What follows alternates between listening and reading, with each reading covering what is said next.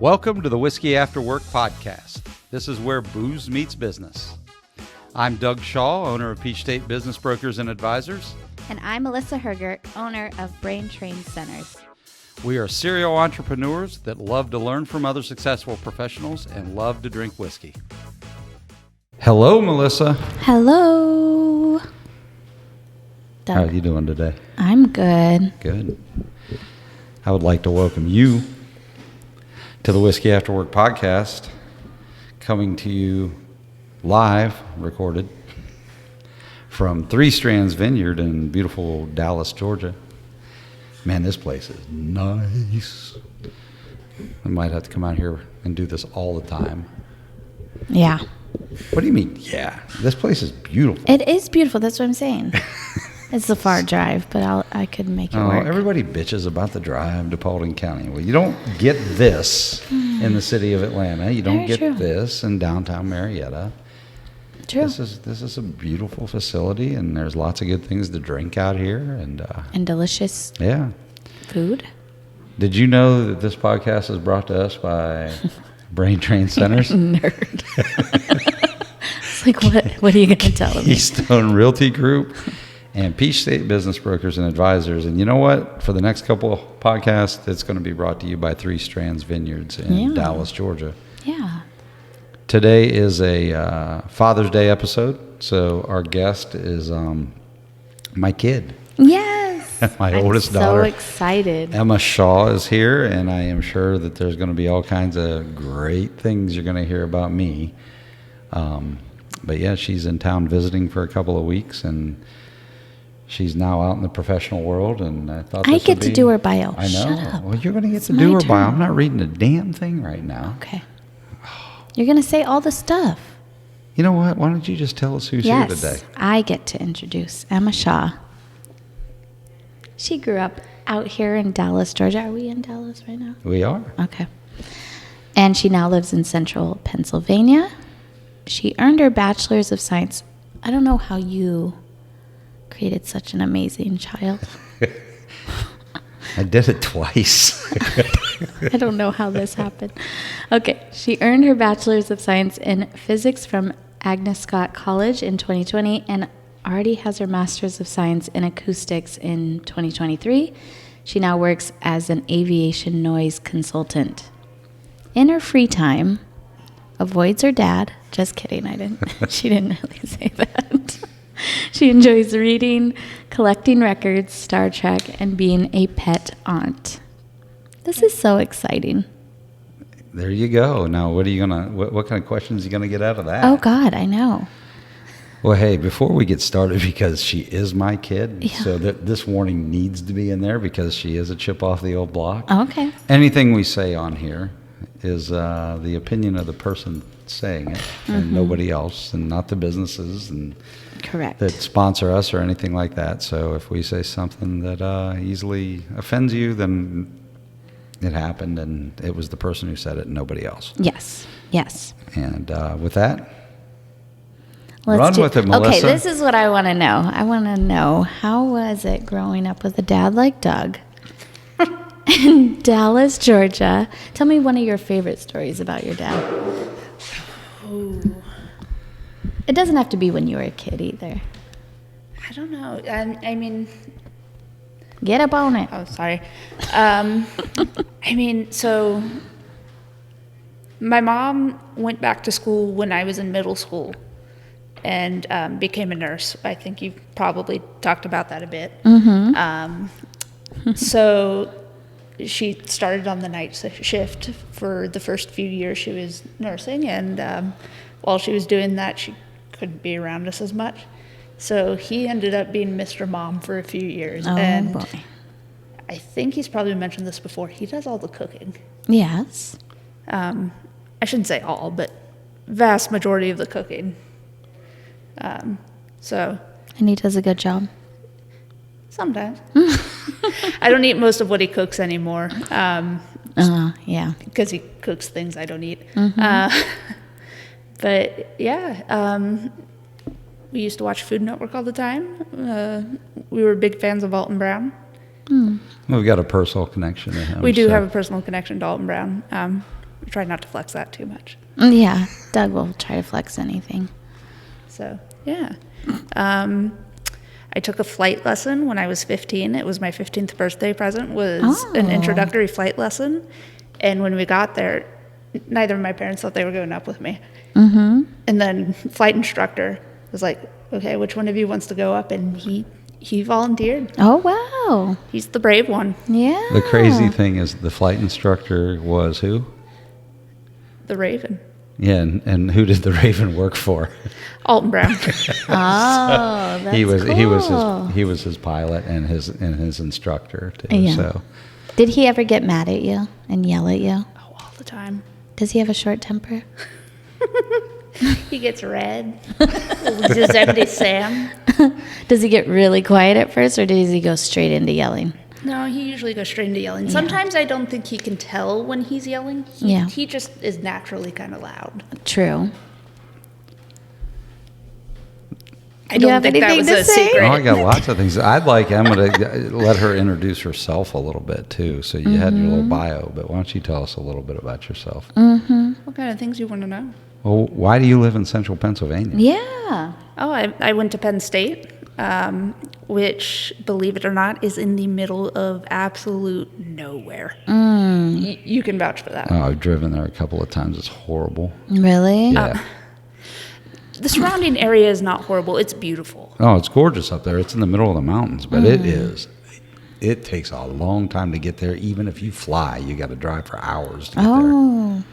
I had a few friends, New York, New Jersey, East Coast, and they're like, oh, I'll just take a train out to visit you. You live in Philly, right? And I'm like, ugh. How far is it from Philly?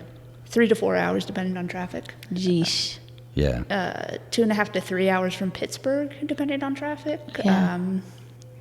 Closest city, I'd say, is Harrisburg, which is still 2 hours. Whoa. Yeah. So you're staying there? Undetermined. Okay. But you've had a nice time there. No, I've had a nice time there. I moved there at a rough time. I moved there August of 2020 and wasn't really able to interact with people. And I was starting grad school, which is a big enough transition. Yeah. Moved to a new place that I didn't get to visit beforehand.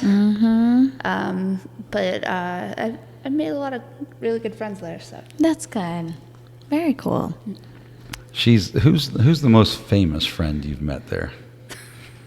I don't know if I can name him. Why couldn't you name him? He's not going to listen to this. No, and even if he does, he'll get a kick out of it. I am friends with a man named Lucas Riggy Jones. He was in my cohort for the acoustics program. Great guy. Love hanging out with him and his now wife. They were engaged when they moved to Pennsylvania and got married last year. But Lucas, when we were in our first semester, started playing fiddle for a band. And I didn't know the band name, so I assumed he was skipping classes for this like little tiny indie band. The band is Zach Bryan. Oh my goodness. So Wow. That's super cool. so yeah, he's playing stadium tours now, and Whoa. it's wild. That's so cool. They were in May here and sold out 2 nights. I mean, sold out in like 5 minutes. Yeah. Sold out 2 nights at the Gwinnett Arena. Wow. They sold out that whole tour, like That's so cool. pretty quickly. So he's actually part of the crew that's taking on Ticketmaster too. Oh. Dang, that's super cool. Fun. Yeah.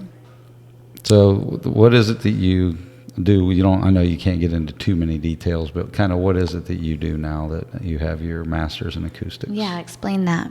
So it's not top secret. I just don't want to Yeah. talk too much about it. So what I do is I got my master's in acoustics, which is a wide field that can cover things from architecture to biomedical engineering. I've got a lot of friends who do ultrasound research. It can do stuff with electronics. So like I have people who study microphones and microphone mechanics and different parts of electrical speaker systems. There is top secret stuff that is done that I don't know about. But I studied how airplane noise travels. That's cool. So I wrote a thesis on a software that was created by the FAA, and most airports do noise studies that can determine how loud it is in the area surrounding the airports. Mm-hmm.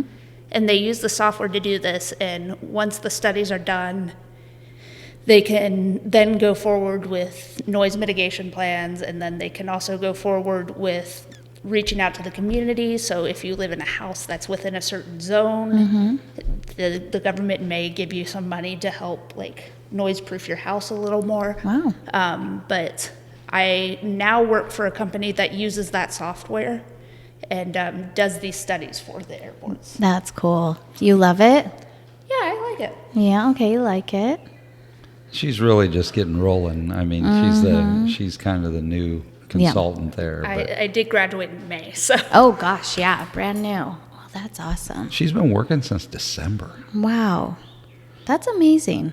Yeah, so I mean, it is should be learn very a proud. skill. Yeah. Yeah. You know, it's cool. We're very proud of her. It was because of COVID, we did end up getting to see her walk, but it wasn't the same. Yeah. We didn't get to go see her graduate from undergrad, and then they did call them back and have a graduation, but it just Yeah. wasn't quite the same. So Right. getting to see her walk at Penn State and with all the graduate degrees and stuff, and that was really cool. Mm-hmm. It was a neat experience. Glad we got to go up and do it. Turned out to be a really beautiful weekend and Yeah. a good spring weekend for Pennsylvania, which, spring is that season that some states get in between winter and summer. Yes. That, and it lasts for sometimes like 6-8 weeks. Here it lasts for like 3 hours. Yes. True. Mm-hmm. True. So, when one thing Emma and I, you'll see there's two things that she and I have very similar tastes in, and it's because of me.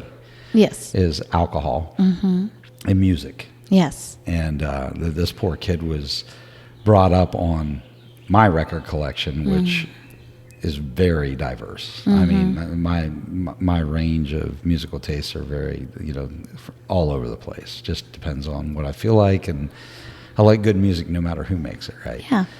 So we I go to a lot of concerts, and in fact, Emma and I went on night before last. We went and saw the Pixies and Franz Ferdinand, and we got there too late to see Bully, so kind of was disappointed we missed her. But so yeah, what was the first concert I took you to? Rockin' Tours. Oh yeah, Jack White and the Rockin' Tours. So a band that doesn't tour, have they even toured since then? Yes. They released a new album a few years ago. I was trying to remember when. But So do you know who the Rockin' Tours are? No, I don't know who anyone is unless know who it's Jack Janet White- Jackson or D'Angelo. You know who Jack White Or is? Snoop Dogg. You know who Jack White Or is? E40. Yeah. Or Too Short. Or Maxwell.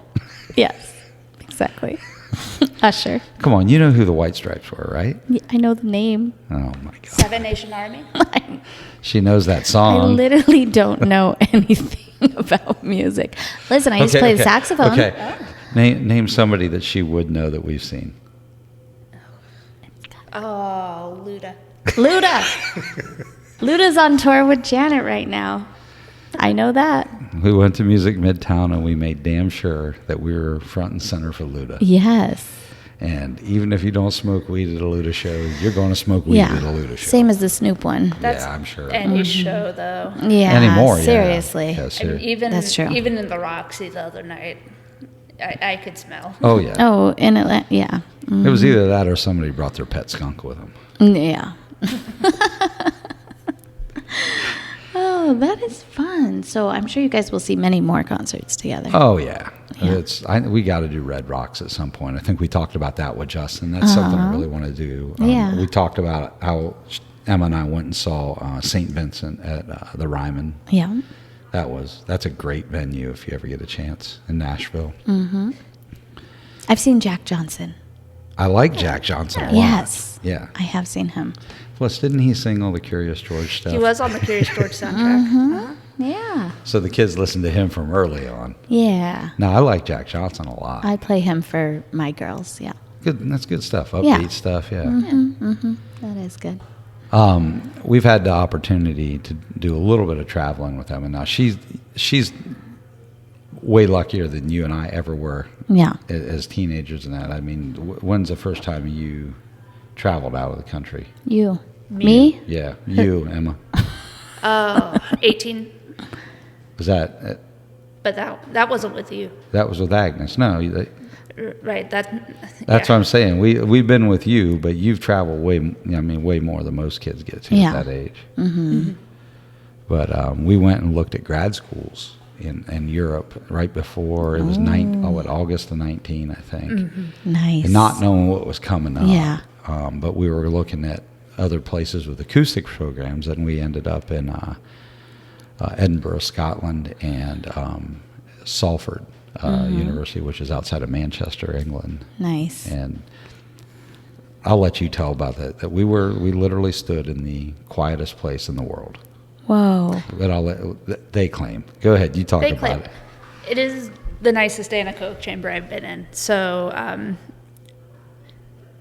their program I discovered on a trip to England through my undergrad school, which runs a program called the Journeys program. Okay. And we were the second class that got to do it.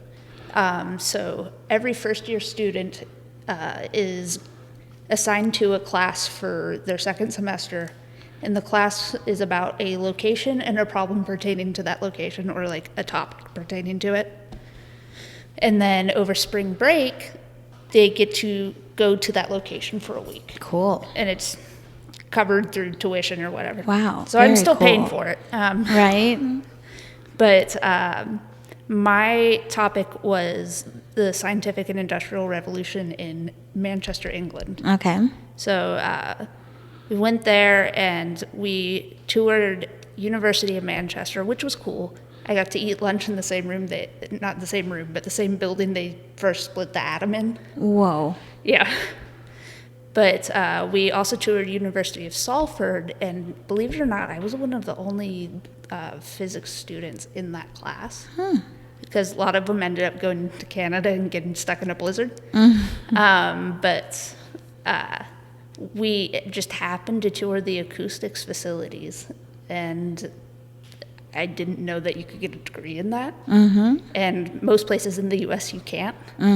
But I kind of thought about going there for a few years, and then when we went back, ultimately decided for a few reasons that I didn't really want to do that program. But we toured what is called an anechoic chamber. Okay. Sometimes you'll see like little informational posts about them online. So the one there is a full anechoic chamber. So you walk in and you've got foam wedges just covering all the walls and the floor. You've got like a mesh trampoline you walk in on. And it absorbs all the sound, so there's no echo, and you can hear people. Like you when could they hear your speak. heartbeat. Yeah. It is so quiet that it hurts your ears. Right. You could hear your own heartbeat. Yeah. Yeah, I mean, it is. I can't. The whole room is supported by independent concrete pillars. It is a building within a building, and everything about it is isolated. Wow. You could yell at the top of your lungs, and it would sound like a whisper in there. That's everything is absorbed. Wow. And this is so stupid, but have you ever heard that a duck's quack does not echo? No. So it's this old urban legend, wives' tale, whatever you want to call it, that a duck's quack, it doesn't echo. You quacked in there, didn't you? No. Tell them. The head of the program is actually pretty big into acoustics outreach and like popular science stuff. So he did a thing, and some local paper or website wrote about it, where he took a duck into the chamber to test it and see if it echoes. It does. It does. They were talking about, they're like, oh, it was going to be so easy. And then we realized that the little wire mesh trampoline you walk on hurts the duck's feet. And they had to do special stuff so the duck could walk in the chamber and everything. Oh my gosh. Duck accommodations. Goofy. So yeah, we were there and they said that they claim that it is the quietest place in the entire world. Microsoft claims that they have one that's even more quiet, but Sulfur said that's bullshit. Ours is quieter. So. Regardless, it was a really kind of cool experience. That is that's amazing. So, and then while we were there, getting into the alcohol side of things, we took a trip up the west side of Scotland on the coast and to a little town called Oban. Mm-hmm. A little fishing village called Oban, and it's got one of the most famous Scotch distilleries in the world. Cool. And I think that was the first time you really got to drink I think so, yeah. Yeah, a really high-end whiskey. And what'd you learn from that? I learned that there's a lot that goes into distilling. A lot. So, I mean, it was pretty amazing when you're drinking it right out of the barrel. I mean, they were pulling out of the barrel with a giant glass pipette and serving us uncut, 140 proof, whatever oh my it goodness. was. Yeah. Wow. So it was kind of cool. Which leads us to the really good stuff that she brought today. So I'm going to let her take off with all this. Yes. So you just want me to? I want to know what it is and why you brought it. Yes. I brought a bottle of Jepson's Malort liquor, No. which most people who have never been to Chicago, and some who have been to Chicago, probably have never heard of. Why did you bring it? I just wanted you to try it. Is it disgusting? We're going to find out. You're going to see? Do you drink it when you're in Chicago? I have friends who bring it back from Chicago. Really? And I drink it. But the crazy thing is that she bought this at Hops, Grain, and Vine in Marietta. Mm-hmm. So I actually am not able to find this in Pennsylvania anywhere. Really? Their liquor laws are obviously different than Georgia's. Every state has different liquor laws. Yes. But Pennsylvania owns all the liquor stores. Oh. So you only have one chain of liquor stores in Pennsylvania. And if they don't have anything, then you're not going to find it at any of them. You're not going to find it in Pennsylvania, yeah. Interesting. What time on Sundays can you buy liquor? That is not a problem. Right. So you can pretty much buy it all day. Georgia's stupid. It's gotten a lot better here, though. We have to wait till 12 or 1. Is it 12 or 1? On Sundays that we could buy liquor. To buy it in the store? Yeah. But it varies by county and city what time you can buy it in a restaurant, because you can usually get it before noon in a restaurant. Yeah, well, I mean. I remember the whole aisle being blocked off on Sundays when I was a kid, and that was the day we always went grocery shopping. Yeah, so you can't buy any liquor on Sundays when I first moved here. Yeah, I was like, you where had to go the buy hell it did I just move? You had to go buy it on Saturday night? What is wrong with this place? But in Pennsylvania, most grocery stores don't have alcohol because they just started allowing grocery stores to sell beer and wine. Oh, my. I think probably around the time I was in high school is when some of my Pennsylvania friends said it. And there you have to have a specific checkout lane where you can buy it. Crazy. So in California, I grew up, you could buy it from all the stores. No, for a long time in Pennsylvania, anything over a 6-pack you had to buy from a distributor. The same place you would buy a keg is where you went to get a 12-pack. Weird. There's still some pretty strict limits on how much you can buy in the grocery stores. Wow. Interesting. It is weird state to state. Okay, so we got. Do you guys, when like your friends bring it back, do you drink it just straight like this, or do you mix it? You drink it straight. You drink it straight. Yeah, drink it straight. Not too much. All right, here, you take that one. She's gonna break all the glasses. So what exactly is it? It is a Basque liquor. I gotta look this thing up. What does because that I have mean? no What is idea that? what the stuff is. It is herbal. Jepson's Malort. Tell us about A it. Chicago icon. I'm going to read it from Wikipedia. Okay. It's a brand of Basque liquor, extremely low and Methuselah, whatever that means, introduced in the 30s, and long produced by Chicago's Carl Jepsen Company. I think somebody bought that out. What's a Basque? I'm looking. Oh, I thought you it's knew. It's literally, Malort means moth herb. Oh, my. And it's the Swedish word for wormwood, which is the key ingredient in Basque. So this is actually the same ingredients that is used in absinthe. Oh, shit. So we might be seeing green shit. I don't know. I'm Cheers. scared. Oof. I can't. Oh, my. I don't even want to smell it. Mm-mm. Oh, Lord. Oh, that's bitter as hell. Oh, that's horrible. Yeah. Mm-hmm. Oh, fuck. Oof. Oh, Tastes my like God. a- That smells something like it's made in a bathtub. Yeah. That is like a dirty rag. Yeah, that is horrible. Yeah. But they try to put some flour soap on it. Let's see if we can find that on the tasting wheel. Yeah, rag and soap. Soapy. Soapy rag. Like Yeah. my mom dipped in just washed gasoline, my maybe. Yeah. mouth out. Ugh. All right, one more time. People in Chicago drink old style too, and that stuff's horrible. So maybe it's just people in Chicago don't know what good alcohol is. Maybe it's a joke to play on all the rest of the... Okay, I'm gonna just. Can we pour it out?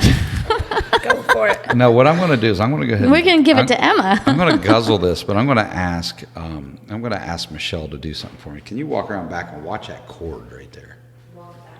Yeah. Right. And do what? And get the ginger out of here. Oh, can you get the... Well, yeah, that's... Just watch the cord Watch the there. cord. Sorry about that. There's ginger in the... In this bag right here. Oh, the aftertaste is. It's the This stuff's- aftertaste. Like, this stuff is gas. it's like the worst... Oh my God. It's like the worst morning breath. Oh, thank you so much. Let me get one of those. All right, we're gonna. And you just downed it like nothing. Yeah, because she wanted to I've get had it. it She before. wanted to get it over with. How much percent of alcohol is this? 70. I think. Oh, Caught it. Spill yours? No, I caught it.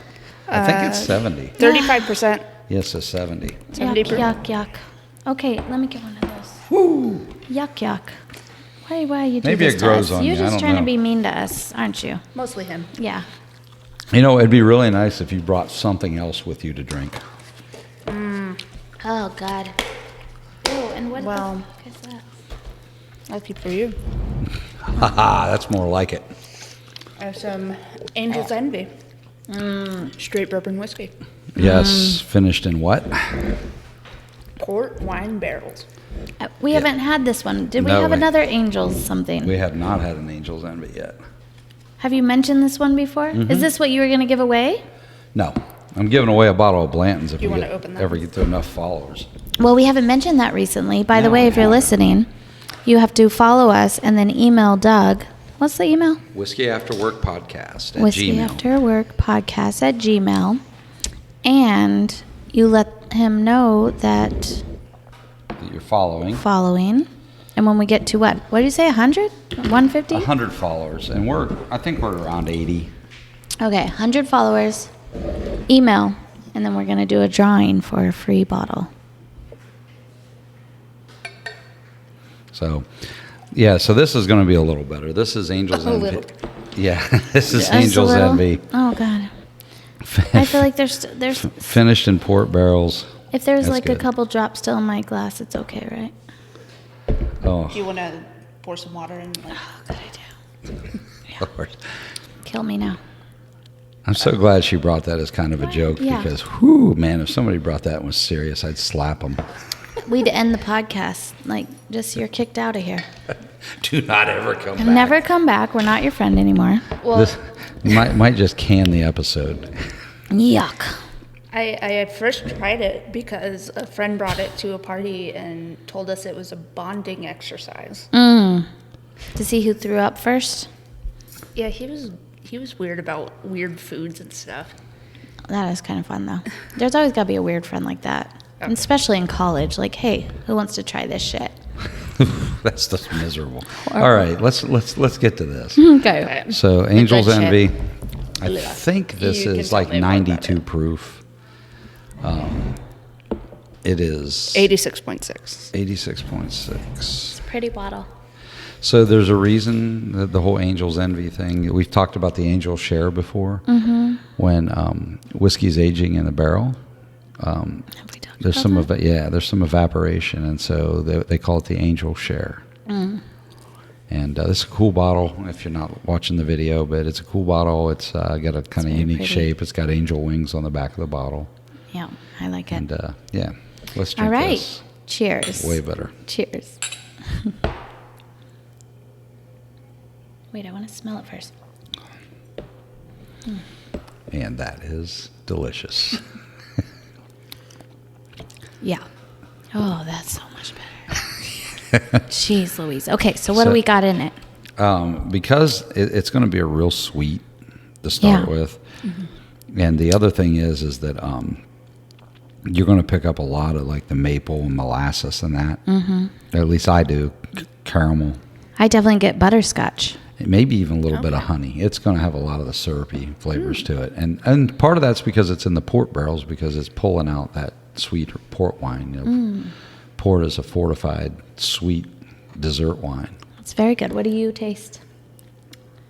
I'd say yes. I definitely taste some sweet. I'd say there's almost a bit of spice in it. Maybe a bit of nutmeg. Ooh. Nutmeg, maybe, yeah. Let me try again. Like a baking spice.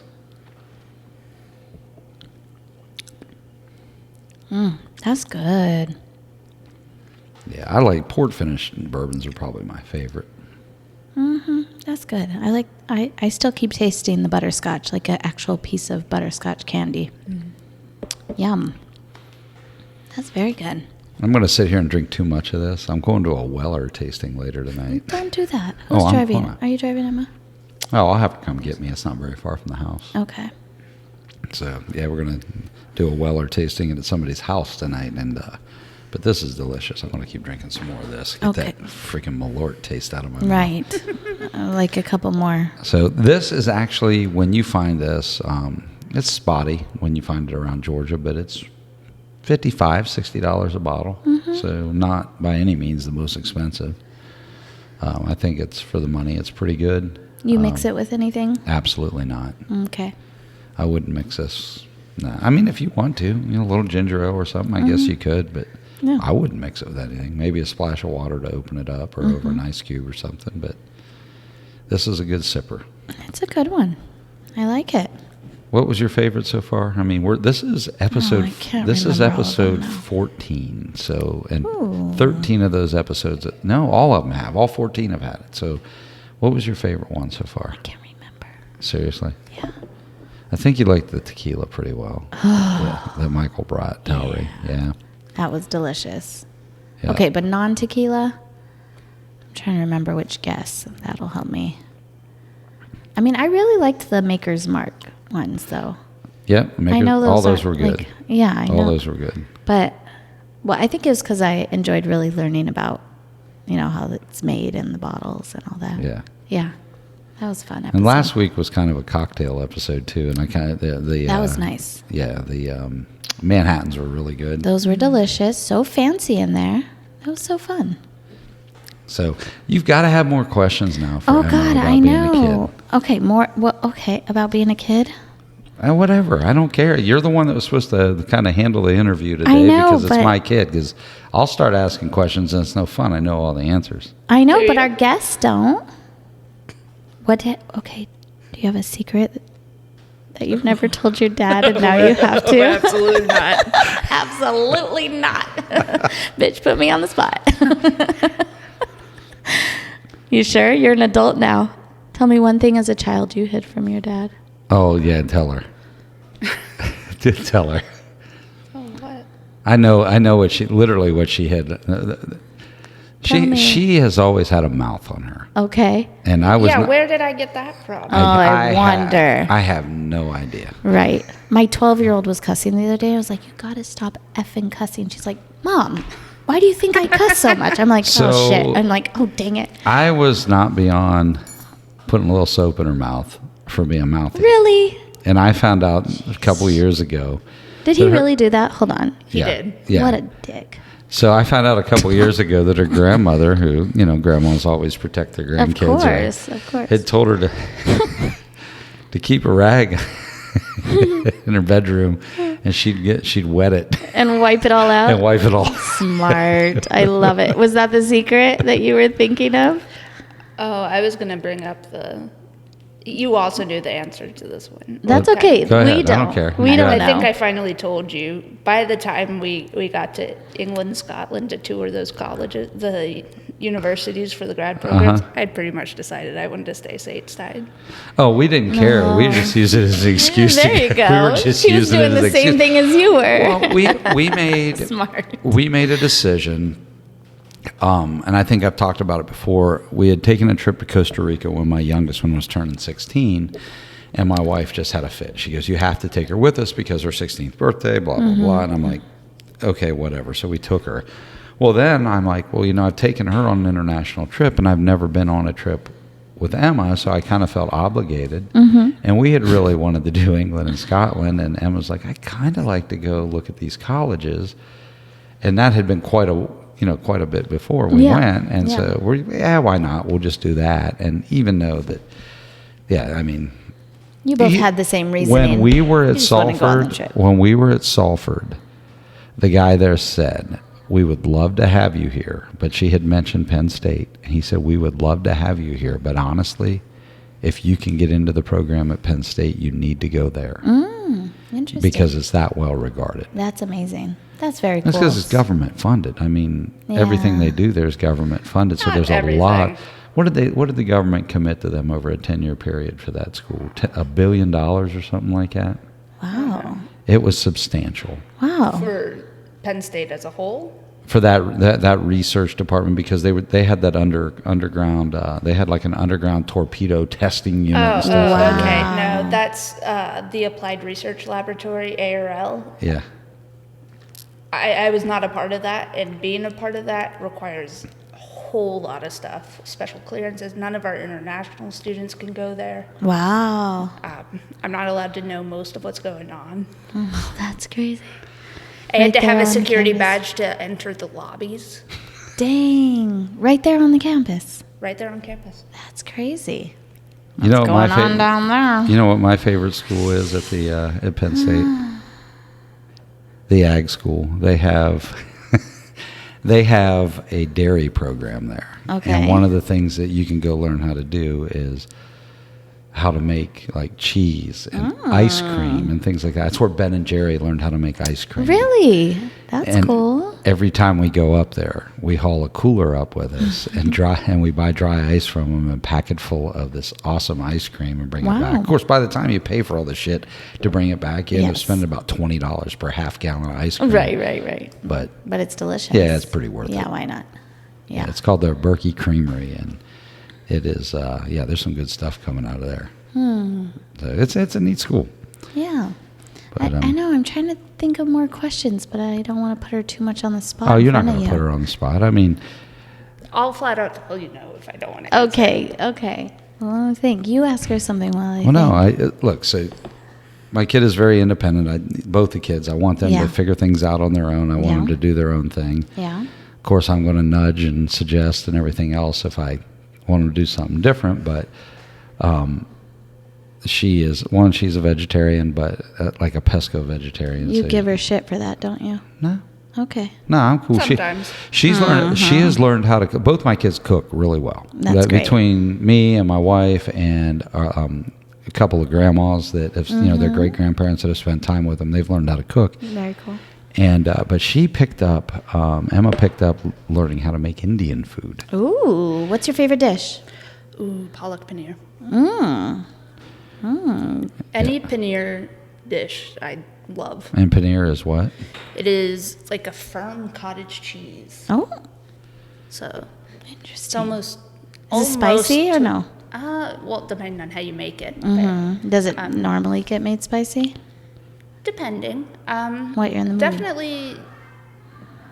A lot of restaurants will make milder versions. Yeah. So, Yeah. but it does depend.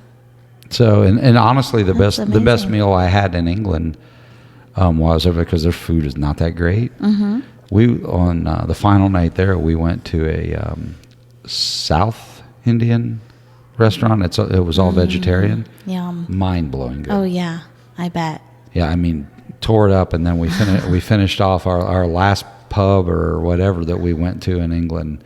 Before we left the next morning, we went to a port wine bar. Ooh. And that was a good evening. Best meal I had, and some of the best drinks I had while I was there. That's so it was cool. a good evening, which is good because I didn't care for London. No. To me, it wasn't bad. It just was like a cleaner version of New York to me. I know. I mean, there was some interesting stuff there, but I was more about Northern England, and I love Scotland. Absolutely love Scotland. It's just the scenery, the castles, the distilleries, everything about it. Sheep. The sheep. A lot of damn sheep. Yeah. I went for the Rugby World Cup to England. Did I tell you that? No, you didn't. When Phil was played Phil playing in it? Yeah. Okay. I got to watch my ex-husband. He played USA Rugby. Okay. And he played in New Zealand, and then he played in England. And so I went with his sister. We had a great time. And one night we went on a Jack the Ripper tour. Oh, that's interesting. We went to every single place that he killed someone. It was so creepy. It was so nuts. I was like, okay, this is weird energy. I was like being like Michelle Froge. I was like, okay, get your spirits away from me, sir. Woo woo. Woo woo, get the hell out of here. That's funny. It was crazy, but it was very interesting. But yeah, I agree. Like the food wasn't that great. I'm always for Asian food, like Vietnamese or Thai food. So we found a couple Vietnamese places. They were all right. Yeah. My daughter is converting to Judaism. Oh. Which is not an easy thing to do. You have to do it as well. First of all, what traditional Judaism is females have to be born into the religion. Mm-hmm. But is it Reform and Reconstruction? She said no. You're giving the wrong info. Okay, Shush. Let Emma talk. So Orthodox conversions are usually longer, and there are more stipulations. But you can, as a female, convert. Yes. See, I always thought you had to be born in. Okay. And I say you technically don't convert into the sect. It depends on who your rabbi is and who your Beit Din is. So a Beit Din is one of the last steps. It's composed of your rabbi and community members. And they basically act as a panel, like a judging panel, to see if you're ready. Tell me why. Because thousands and thousands of years of history have told us it is not easy to be Jewish. I mean, so why it's so hard, or why she decided to do it? No, why you decided. Sorry, I should have been more clear. Yeah, why did you decide? I mean, not to kind of put you on the spot with Put him on the parenting spot here, and I don't think it's a bad thing. We went to church for a few years when I was really young, but after that, I really didn't feel a connection to anything for a long time. Yeah, you weren't raised very religious at all. Oh, not at all. Yeah. And we had very religious family. Yeah, I mean, and I came from a very religious family, and I got burnt out on organized religion. And Yeah. So, my youngest one would go to church with the neighbors. I was cool with it. Go. Yeah. I mean, it didn't hold them back from anything, but I didn't push them to anything either. I like that. That's what I'm doing with my girls. Also say that when we talk about organized religion, we are almost always talking about it, whether we realize it or not, from a standpoint of a certain view of Christianity. Agreed. Sure. Yep. Agreed. Because part of my journey was two of my closest friends at college were head of the Jewish student organization. Okay. And when you run a student organization, as I did, I ran a few academic-related ones, and you serve food at those, you need to prove that people are showing up. Mm-hmm. So I would get invited to these things, and they'd be like, just come, there's free food, we just need a signature to prove that people are showing up so we can keep our funding. Yeah. So I would show up to these things, and I've always had the opinion that if you're going to attend something like that, you need to kind of be respectful and participate in a respectful way. Yeah. And I kind of found that it felt right to me, and I talked to my friend about it, and she was telling me some of her experiences growing up Jewish, and how she views things, and I was doing some research and kind of realized that some of my ideas aligned, particularly with some Reconstructionist ideals. So I tend not to think of God as man or person in the sky. I kind of think it's more, there is something that drives us Yeah. to connect with each other and do better. That's awesome. What form that takes, I don't know. And I also really liked that it is a religion that very much encourages questioning. Many religions do not encourage that. Right. They're like, don't ask that. Particularly some of the religions, like some of the parts of Christianity I witnessed growing up with our family and people surrounding us. You know that I was raised Pentecostal.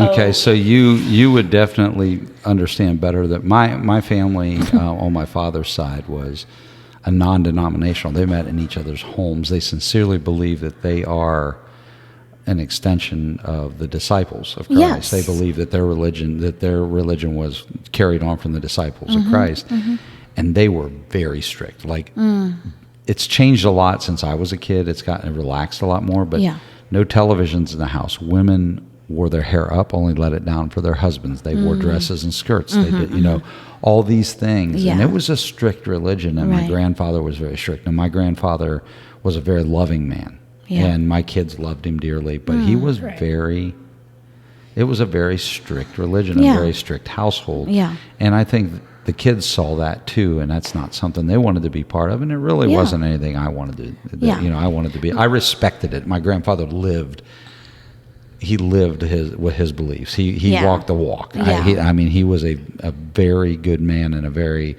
very faithful man to his religion. Sure. But I didn't want to be. That's not who I wanted to be. Mine wasn't like dance with snakes, that kind Speaking of Pentecost. in tongues? But we did speak in tongues. Oh, really? We Okay. did. We spoke in tongues. We got Sometimes I slain speak in tongues, but it's usually for too much from the angels. alcohol.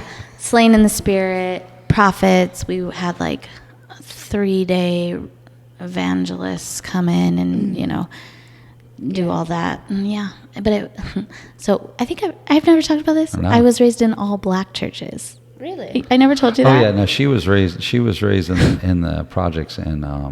I know it sounds crazy in San Diego. And San Diego does have the projects, but I was raised in all black churches. So when we did communion, which in Pentecostal churches, anyone could take communion. Like if you've turned your life over to God and become a born again Christian, you could take communion. So, but we didn't serve alcohol because most of the people in the church were recovering alcoholics. And drug addicts. Like that's how I was raised. And they were like churches for 3 hours long. The music would last at least an hour and a half. The preaching would last. I would fall asleep most of the time. And at our churches, we didn't have like kids zone or like, that type of thing. Like it was just straight up. You sit in church and you listen. And we did have to dress up and wear dresses like for church. That was just out of respect to show up. But.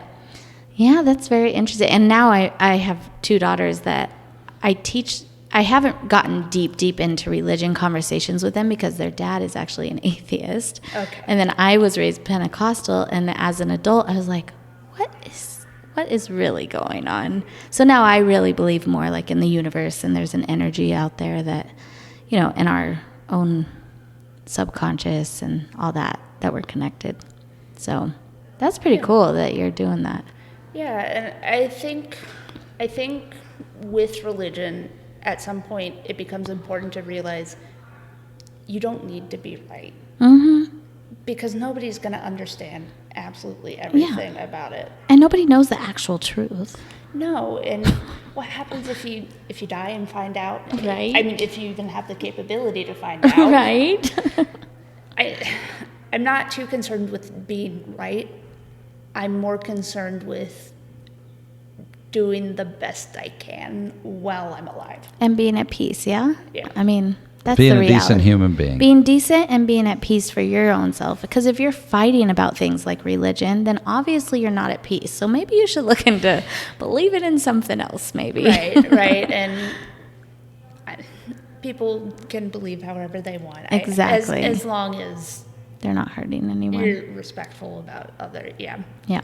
Because I think I get into as many arguments with atheists about that as I do with hardcore Christians. Right. Oh, definitely. That's definitely the truth. So I wanted to touch on one more thing, and this I don't even know the answer to, but I think you're pretty charitable. And what kind of things I always try to wrap things up with talking about something that is near and dear to you, or charitable, some sort of charity or some sort of organization you like to work with. Kind of what's your thing these days? What have you been working with? I've been meaning to do some mutual aid work, but our one mutual aid organization in State College has kind of been on hiatus. I've